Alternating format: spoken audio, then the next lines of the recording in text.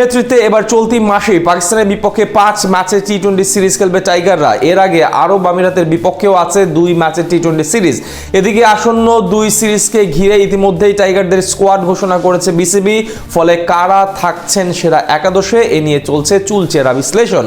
এই পাকিস্তানের বিপক্ষে কাদের নিয়ে টাইগারদের সেরা একাদশ সাজাতে পারে ফিল সিমন্স, এ নিয়ে বিস্তারিত রিপোর্টে।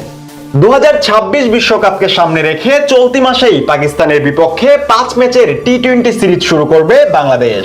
এর আগে সংযুক্ত আরব আমিরাতের বিপক্ষেও 2 ম্যাচের এক টি-20 সিরিজ খেলবে টিম টাইগার্স, যার পর্দা উঠবে আগামী 17 মে দুবাইয়ের স্টেডিয়ামে। আর পাকিস্তান সিরিজের পর্দা উঠবে আগামী 25 তারিখ ফয়সালাবাদের স্টেডিয়ামে। এদিকে এই 2 সফরের লক্ষ্যে গেল দিনই রীতিমতো চমক দিয়ে স্কোয়াড ঘোষণা করেছে বিসিবি, যেখানে এই সিরিজ তো বটেই, এমনকি 2026 বিশ্বকাপ পর্যন্ত টি-20-র নেতৃত্ব দেওয়া হয় লিটন কুমারকে। এছাড়া সহ অধিনায়ক হিসেবে একই মেয়াদকালে লিটনকে সঙ্গ দিবেন শেখ মাহিদি। তবে লিটনের নেতৃত্বে আসন্ন এই সিরিজে কারা থাকবেন টাইগারদের সেরা একাদশে, কাদের নিয়ে পাকিস্তান জয়ের ছক কষবেন টাইগার কোচ, এ নিয়ে জল্পনার শেষ নেই সব মহলেই। তবে সাম্প্রতিক সময়ে টাইগারদের অবস্থান বলছে আসন্ন 2 সিরিজেই সিরিজ জয়ী মূল লক্ষ্য হবে টাইগারদের। ফলে সেরা একাদশ বাছাইয়ে কিছুটা কৌশলী অবস্থান বেছে নিতে পারে ফিল সিমন্স। সেক্ষেত্রে টাইগারদের ওপেনিং এ দেখা যেতে পারে তরুণ তানজিদ হাসান তামিমকে।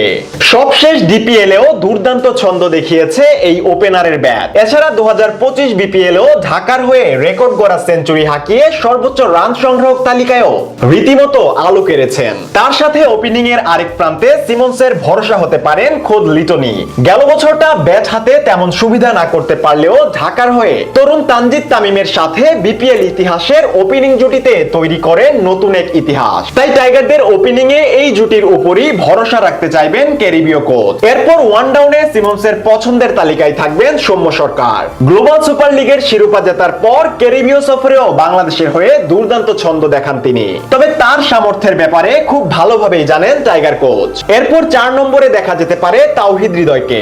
সবশেষ ডিপিএল এ তাকে নিয়ে নানা নাটকীয়তা তৈরি হলেও ব্যাট হাতে তিনি ছিলেন অসাধারণ। 5 নম্বরে কোচের বিশ্বস্ত পাত্র হতে পারেন শেখ মাহিদি।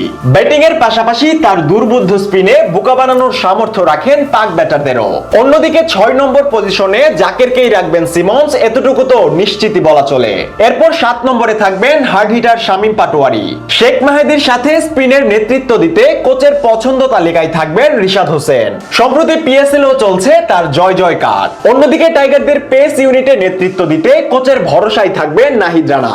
গতি দিয়েই পাকিস্তানি ব্যাটারদের কুপকাত করার সামর্থ্য আছে তার। এছাড়া আরো 2 পেসার হিসেবে সেরা একাদশে থাকবেন কাটার মাস্টার মুস্তাফিজ আর সুইং মাস্টার তানজিম হাসান সাকিব।